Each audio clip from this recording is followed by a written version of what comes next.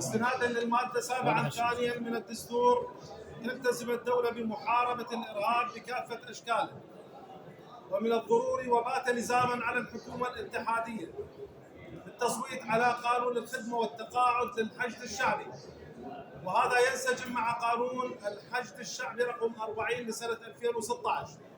نعتقد هذه التضحيات العظيمة، هذه التضحيات الكبيرة، هذه التضحيات التي هي محل فخر واعتزاز لكل العراقيين يجب أن تتجسد بالقوانين.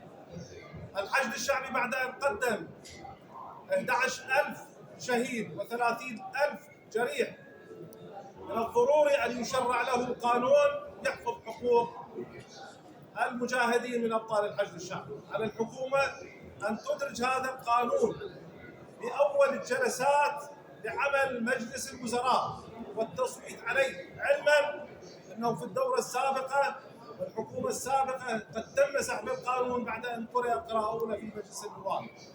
بالتالي من يريد أن يحافظ على العمل المؤسساتي، من يريد أن يدعم هذه المؤسسة التي كانت وما زالت حاضرة في الميدان، يجب أن يتجه إلى العمل القانوني والتصويت على قانون الخدمة والتقاعد أسوة بوزارة الدفاع، أسوة بوزارة الداخلية، أسوة بجهاز مكافحة الإرهاب، فكانوا وما زالوا صفا إلى صف الميدان.